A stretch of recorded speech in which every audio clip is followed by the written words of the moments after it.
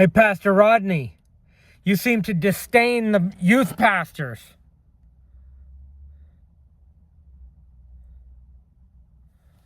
Like they're not important. But back in 2010, I was at a church and the Lord spoke to me and said the youth pastor is the most important pastor in the church, even more important than the pastor who teaches in the main service and the head chief pastor. That was the word of the Lord back in 2010 when I was going to River of Life Church. And the Lord said that the youth pastor is more important than the head senior pastor. What the youth pastor does, he's influencing children and youth who are going through a time of growing up and experiencing strange psychological phenomena such as identity crisis and social pressures and having to make decisions about their future. Sometimes at age 14, I was a virgin. At age 15, I've been with a dozen or so girls, and every single one of those girls came after me. Come to my house. I'm just saying. So yeah, it's a very crucial time. It's more important than adults. By the time they're an adult, they're already in the direction they're going to go, and you're not going to persuade them. Adults choose the church that they want to go to based on the pastor. In other words, a lukewarm disciple will choose the church where he feels most comfortable, and the pastor is lukewarm like he is. In other words, people choose their church, but the youth don't generally choose their church. It's the parents who choose their church for them.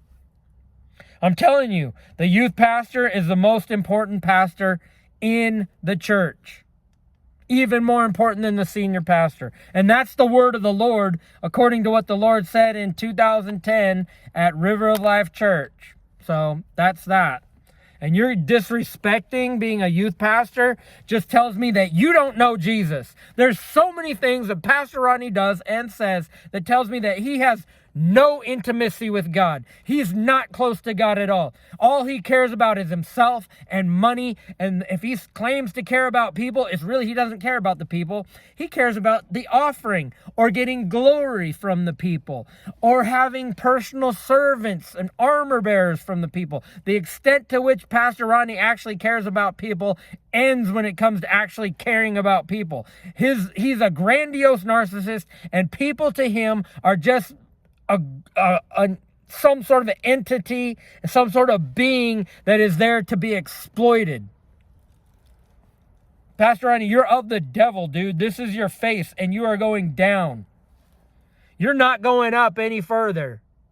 And the Lord said to me, he doesn't like you. He doesn't want you in his body. He doesn't want you touching his bride. He doesn't want you be claiming him as your father.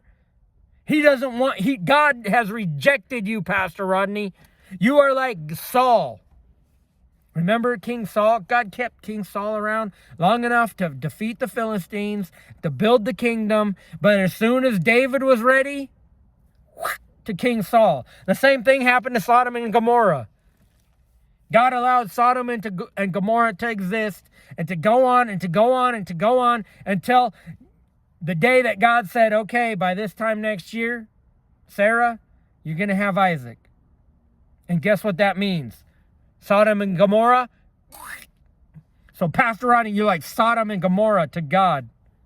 And guess what? He's raising up another pastor to take your place. And watch, as soon as that other pastor is ready to take your place, you're gone. And I think what's going to happen is you're going to get all these weird bubbles, a skin condition on your face that you won't want to be seen publicly. And I told you that you got to resign and leave the country, and you're disobeying a court order from the Lord.